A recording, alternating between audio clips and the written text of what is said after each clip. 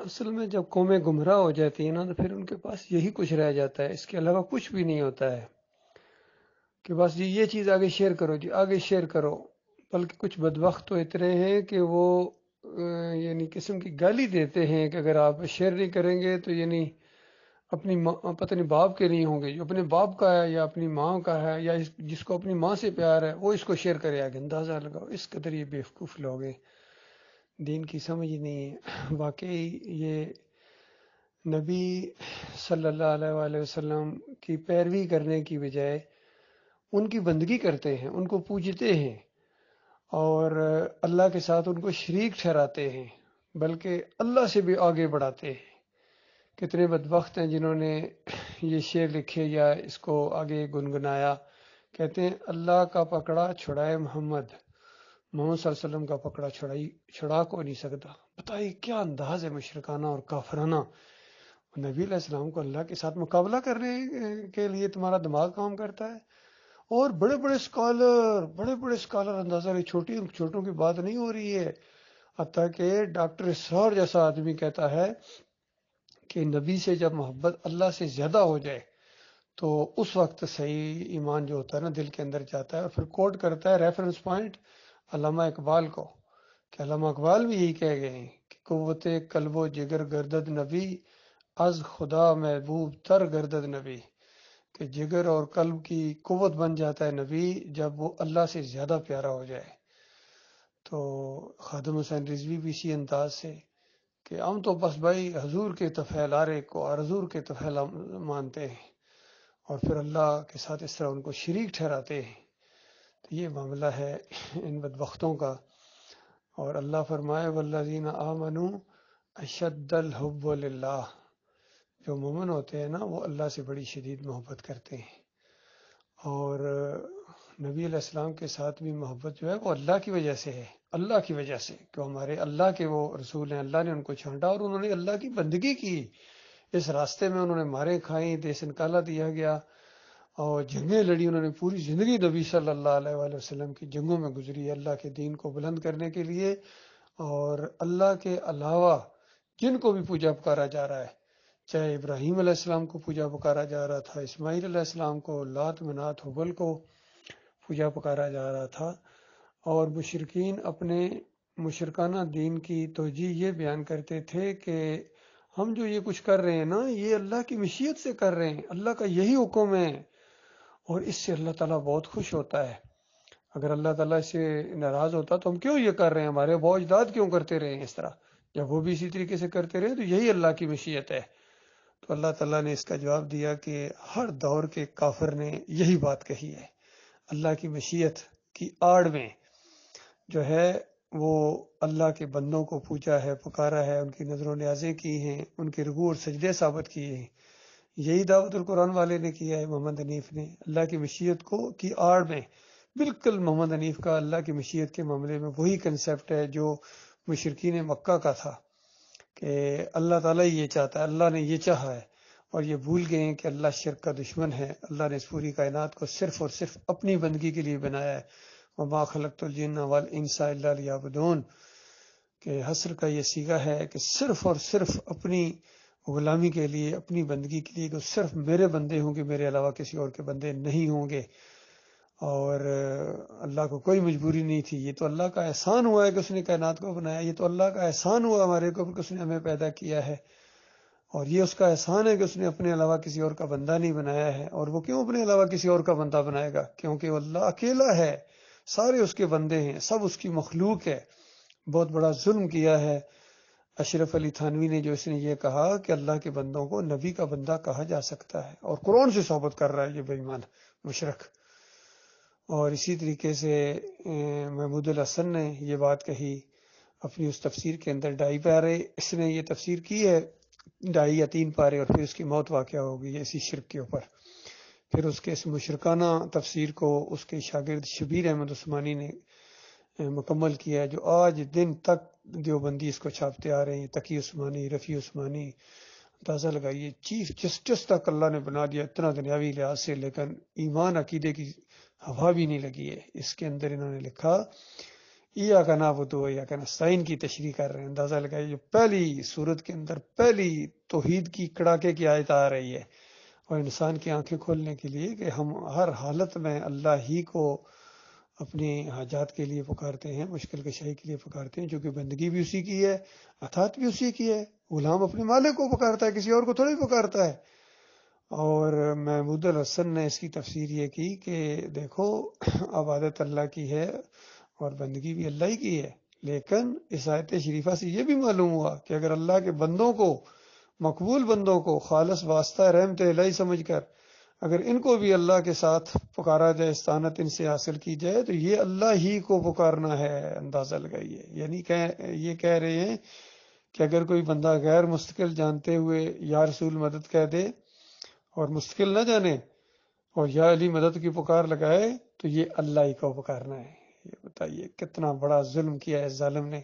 اور آج دن تک یہ سارے دیوبندی جن سے بھی میری باتیں ہوئی ہیں کئی دفعہ، ان کے بڑے بڑے علماء سے بھی، تو آگے سے کہتے ہیں اچھا آپ زیادہ دین جانتے ہیں یا محمود الحسن زیادہ جانتے تھے؟ وہ اسیر مالٹا، وہ احمد سرندی، اور یہ فلاں، اور پھر جناب اعلی حضرت، وہ اتنا آپ کس مدرسے کے پڑھے ہوئے ہیں؟ اندازہ لگائیے. یہ مدرسے پڑھے ہوں کی بات ہو رہی ہے کہ انہوں نے اس طرح اللہ کے دین کو بدلی کر دیا. وہ جو کسی نے کہا نا گلا تو گھونٹ دیا اہل مدرسہ نے تیرا، اور کہاں سے آئے صدا لا الہ الا اللہ، کہ لا الہ الا اللہ کے راستے میں آج سب سے بڑی جو رکاوٹ ہے یہی ہے جامع ازہر ہے، یہ مدینہ یونیورسٹی ہے، یہ جناب مدرسہ دیوبند کا ہے، یہ بریلوی کا مدرسہ ہے، یہ وفاق المدارس ہے، اور یہ سارے ان کے جتنے امام باڑے ہیں اور ان کی مندر ہیں یا ان کی مساجد، ان کی عبادت گاہیں بن گئی ہیں جہاں اللہ کے ساتھ شریک ٹھہرایا جاتا ہے. ایک طرف یا اللہ اور بالکل مقابلے میں یا رسول اللہ، کوئی یا محمد لکھتا ہے، کوئی یا عبد القادر جیلانی لکھتا ہے. ایک سے ایک کٹا مشرک ہے، اور اللہ کے ساتھ اس طرح شریک ٹھہرا کر اللہ کو یہ گالیاں دیتے ہیں اور کہتے ہیں ہمارے اعمال جو ہیں اللہ کے ہاں نہیں بلکہ ہمارے اعمال نبی علیہ السلام کے ہاں پیش ہوتے ہیں. حتیٰ کہ ان دیوبندیوں نے فتویٰ لکھوایا اور کہا کہ یہ شیزان کی بوتل پیتے ہو قادیانیوں کی، تو جب تم بوتل پیتے ہوں گے تو ہمارے اعمال جب اللہ کے رسول صلی اللہ علیہ وسلم کے ہاں پیش ہوتے ہیں تو ان کو سب پتہ چل جاتا ہے کون کون ان کی بوتلیں پی رہا ہے، کتنے کڑتے ہوں گے. پھر ان کا فتویٰ آیا یہ داڑھی منڈاتے ہو، اور جب نبی علیہ السلام کے ہاں تمہارے اعمال پیش ہوتے ہیں تو تمہیں داڑھی منڈا دیکھ کے کتنے کڑتے ہوں گے. تو آپ غور کیجئے کس طرح انہوں نے ہمارے اعمال کو نبی علیہ السلام کے اوپر پیش کرنے کے لیے کیسی کیسی باتیں گڑھی ہیں. اور اللہ فرمائے وَإِلَى اللَّهِ تُرْجَعُ الْأُمُورُ، تمام معاملات اللہ کی طرف جاتے ہیں. یرجع الامر کلہ، اس طرح کے الفاظ بھی آئے ہیں کہ تمام کے تمام، نمازیں ہوں، روزے ہوں، حج ہو، عمرہ ہو، جہاد ہو ہمارا، اور جتنا بھی ہمارے اعمال ہیں، حتیٰ کہ ہم اللہم صلی علی محمد جو پڑھتے ہیں، یہ جو درود جس کو کہتے ہیں، یہ بھی ایک دعا ہے جو اللہ سنتا ہے. اللہ کو ہم کہتے ہیں اے اللہ محمد صلی اللہ علیہ وآلہ وسلم کے اوپر رحمت اور برکتیں نازل فرما جس طرح تو نے آل ابراہیم کے اوپر نازل فرمائی. تو یہ دعا اللہ سنتا ہے یا یہ دعا نبی علیہ السلام سنتے ہیں؟ کون قبول کرتا ہے اس کو؟ اور یہ سب کا عقیدہ ہے، بریلویوں کا، دیوبندیوں کا تو ہے ہی ہے، اہل حدیثوں اور سلفیوں کا بھی یہی عقیدہ ہے کہ ہمارا یہ عمل جو ہے یہ نبی علیہ السلام کے ہاں پیش ہوتا ہے. یہ تو صف الرحمان چیخ چیخ کے کہتا ہے ہاں بھائی یہ نبی علیہ السلام نے فرما دیا، حالانکہ جھوٹی بات ہے بالکل. یہ منکر اور بے ایمان روایت ہے بالکل. اللہ کے دین کے اندر اس روایت نے نبی علیہ السلام کو اللہ کے ساتھ شریک ٹھہرایا ہے. بہت بڑا جرم کیا ہے ان لوگوں نے. احمد بن حنبل سے لے کر ابن تیمیہ، ابن قیم، ابن حجر عسقلانی، اور یہ سارے کے سارے، عبد الوہاب نجدی اس کا بیٹا، یہ سارے اسی مشرکانہ عقیدے کے اوپر مرے ہیں. اور اب بھی جو بھی مرتا جا رہا ہے، چاہیے ڈاکٹر اسرار ہو، مودودی صاحب ہوں، سارے کے سارے اسی مشرک عقیدے کے اوپر. بہدی الدین راشتی ہو، پیر جھنڈا، میاں نذیر دہلوی فتویٰ نظیریہ کے اندر لکھتے ہیں کہ بریلوی ہو تو مشرک ہو کہ ہر جگہ نبی علیہ السلام کو حاضر ناظر مانتے ہو. ہر جگہ حاضر ناظر ہوتے تو پھر یہ کیوں کہتے من صلی علیہ عند قبری سمیت ہو، جو میری قبر کے اوپر آ کے پکارتا ہے اور صلاۃ والسلام میں اس کو خود سنتا ہوں. پھر ایک اور جھوٹی روایت پیش کی کہ میری قبر کے اندر روح واپس آ جاتی ہے. انہی جھوٹی روایتوں کو جواز بنایا عبداللہ بن باز، مفتی اعظم سعودی عرب. اندازہ لگائیے جو ابھی اس سے پچھلا مفتی تھا جو مر گیا اسی شرک کے اوپر، وہ بھی حج اور عمرہ ایک کتابچے کے اندر لکھتا ہے کہ نبی علیہ السلام کی روح واپس آ جاتی ہے. خود سنتے ہیں، جواب دیتے ہیں. اندازہ لگائیے یہ سارے کے سارے اسی عقیدے کی خرابی کے اندر مرے ہیں. اور اسی وجہ سے آج امت مسلمہ کو پوری دنیا کے اندر جو ان کو مار پڑ رہی ہے، جوتے پڑ رہے ہیں. کیوں نہ پڑے جب تم جوتے کے پجاری ہو بے ایمانو. نبی علیہ السلام کو جوتے کو سر کے اوپر رکھتے ہیں، اور مسجد بنائیں گے تو دروازے جوتے کی سائڈ کے اور کھڑکیاں اس کی جوتے کی ڈیزائن کی بنوائیں گے.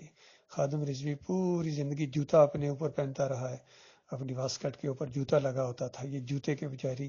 خیر وہ تو خادم رضوی تو بہت آگے گیا، وہ تو نبی علیہ السلام کے پاخانے اور پیشاب کا بھی پجاری رہا ہے. کہتا ہے کہ یہ بڑا طیب اور پاک، اور صحابہ شفا حاصل کیا کرتے تھے. بے ایمان اور ظلم ڈھانے والے اپنی جان کے اوپر اب جہنم کی آگ کے شعلوں کے اندر پہنچ گیا ہوگا، اور پیچھے سارے یہ مشرکانہ نعرے لگانے والے وہیں پہنچیں گے، چاہے یہ ممتاز قادری ہو یا دوسرے ہو. سب کا ٹھکانہ وہی اللہ تعالیٰ نے ایک ہی رکھا ہوا ہے مشرکین کا. یہ عشق کرتے ہیں نبی علیہ السلام کے ساتھ، اللہ کو گالی دینے کے بعد نبی کے ساتھ عشق کے دعوے سمجھتے ہیں اللہ تعالیٰ ان کو معاف کر دے گا. اور نبی علیہ السلام بھی کہتے ہیں خوش ہوتے ہیں. آگے جاؤ گے تو پتہ چلے گا. مالک فرماتا ہے کانوا لہم اعداء، وہ ان کے دشمن بن جائیں گے آج جو ان کی پوجا بندگی پاٹ کر رہے ہیں. وہ کانوا بعباداتہم کافرین، اور ان کو کافر قرار دے کہ کہہ دے اعلان کر دیں گے ہمیں کچھ پتہ نہیں بے ایمانو، یہ تم نے جو دین گڑھ لیا تھا، تم نے قرآن کو چھوڑ دیا تھا، سورہ فاتحہ کو چھوڑ دیا تھا. ایک ایک سورت کے اندر ہر رکوع، ہر واقعہ توحید کو بیان کرتا ہے، رد شرک کو. اور ان بے ایمانوں نے ان واقعات کو بھی اور ایسی ایسی چیزوں کو جو شرک کے رد میں تھی، یہ جو درود ہے یہ سب سے بڑی توحید کی دعا ہے، یقین کیجیے رد شرک ہے، لیکن اس کو بھی انہوں نے جو ہے شرک کی حمایت میں پیش کیا ہے. اسی طریقے سے وہ جو کلیب بدر کا واقعہ ہے وہ سب سے بڑا واقعہ ہے مردوں کے نہ سننے کا، انہوں نے اس کے حق میں اس کو پیش کیا ہے. اسی طرح سورہ یوسف سب سے بڑی توحید کی کڑاکے کی سورہ ہے، اور اس کے اندر دو نبیوں کی زندگی کا ایک انداز بیان کیا ہے کہ اللہ کے بندے ایسے ہوتے ہیں، اللہ کے غلام ایسے ہوتے ہیں، فرما بردار، صبر کرنے والے. پریشانیاں آئیں تو صبر کرتے ہیں، گلے شکوے نہیں کرتے ہیں، واویلا نہیں کرتے ہیں، اور خوشیاں آئیں تو آپے سے باہر بھی نہیں ہوتے ہیں، اور نہ کسی اور کی شکر گزاری کرتے ہیں. وہ اللہ کے سامنے سجدہ ریز ہو جاتے ہیں. تو یہ تھا قرآن کا بیان، یہ تھا سورہ یوسف کا. اور اس دعوت القرآن والے مشرق مفسر محمد حنیف نے اس کا رخ یوسف علیہ السلام کی طرف پھیر دیا کہ یہ سارا خاندان جو ہے شکر گزاری کے طور پر یہ یوسف علیہ السلام کے سامنے سجدے میں گر گیا، اور یہ سجدہ تعظیمی تھا، اور بس اللہ کی مشیت تھی اور اللہ کا حکم تھا. یہ بہت بڑا ظلم کیا، اور خاص کر اس نے سب سے بڑا ظلم کیا ہے. بریلویوں دیوبندیوں اہل حدیثوں سے زیادہ بڑا یہ ظالم ہے ان کے علماء سے، کیونکہ اس نے مومنوں کی جماعت کے اندر شرک کا انجیکشن دیا ہے، مومنوں کو مشرک بنا دیا، مجاہدوں کو مجاور بنا دیا. اور اب یہ بات اللہ کی سننے کے لیے تیار نہیں ہے. اب ان کی دماغوں کے اندر محمد حنیف چلا گیا، اور جس طرح بریلویوں کے دماغوں کے اندر احمد رضا خان چلا گیا، وہ نہیں نکل رہا ہے. اسی طرح دیوبندیوں کے دماغوں کے اندر قاسم نانوتوی، گنگوئی، محمود الحسن، اشرف علی تھانوی، اور یہ سارے ان کے دماغوں کے اندر چلے گئے. اور اہل حدیثوں کے دماغوں کے اندر احمد بن حنبل، ابن تیمیہ، ابن قیم، ابن حجر عسقلانی، میاں نذیر، اور یہ سارے ان کے دماغوں کے اندر چلے گئے، یہ نہیں نکل رہے. بس اللہ تعالیٰ ایمان کی سمجھ جس کو دے بھائی، یہ چکر ہے. اس کی وجہ سے یہ آج یہ معاملات کرتے ہیں اس طریقے سے. اللہ کی کوئی قدر نہیں، اللہ کا کوئی وقار نہیں، اور یہ پوجے جا رہے ہیں. حالانکہ سارے انبیاء نے ایک ہی دعوت دی ہے، سب کا دین ایک. مالک فرماتا ہے وَلَقَدْ بَعَثْنَا فِي كُلِّ أُمَّةٍ رَسُولًا أَنِ اعْبُدُوا اللَّهَ وَاجْتَنِبُوا الطَّاغُوتَ. ہر نبی جس دور کے اندر آئے ہیں، وہ آزاد قوم کے اندر آئے، غلام قوم کے اندر آئے، بادشاہ نبی گزرے ہوں، داؤد علیہ السلام کی طرح، سلمان علیہ السلام کی طرح، یوسف علیہ السلام کی طرح، وہ ایک اللہ کے بندے تھے، ایک اللہ کے سامنے جھکتے تھے، رکوع کرتے تھے، سجدے کرتے تھے، پکارتے تھے، امیدیں رکھتے تھے، توکل کرتے تھے، بھروسہ کرتے تھے، اور اللہ کے معاملے میں کسی سے نہیں ڈرتے تھے. یہ انبیاء کا دین ہے میرے بھائیو. یہ وہ راستہ ہے جس کے اوپر چلنے کے لیے ہر روز کتنی مرتبہ اللہ سے کہتے ہیں اہدنا الصراط المستقیم، یا اللہ صراط مستقیم دکھا دے. صراط الذین انعمت علیہم، ان لوگوں کا راستہ جن کے اوپر تو نے انعام کیا. تو راستہ تو پورا موجود ہے، اب اس پر کوئی چلنا ہی نہ چاہے. اگر آپ چلیں گے صوفیوں کے راستے کے اوپر، یہودیوں کے، عیسائیوں کے، اور سکھوں اور ہندوؤں کے راستے کے اوپر چلیں گے تو پھر یہی کچھ کریں گے. یہ تیجا ہو رہا ہے، یہ چافتہ ہو رہا ہے، یہ جناب واسطے وسیلے، یہ قبروں پر چادریں چڑھائی جا رہی ہیں اور سر میلے کیے جا رہے ہیں، اور ان کے واسطے وسیلے، ان کے رکوع اور سجدے، یہی تو ہر دور کا مشرک کرتا رہا ہے. اللہ تعالیٰ ایمان خالص کی سمجھ عطا فرمائے ہمارے بھائیوں کو، اور اس شیطان کے جال سے، اس ازلی دشمن سے، اس ٹھگ سے، ان کو اللہ تعالیٰ بچائے، لیکن یہ بچنے کی کوشش تو کریں، اللہ کی طرف رخ تو کریں، تب اللہ تعالیٰ ان کو اپنی طرف آنے کا راستہ دکھائے گا۔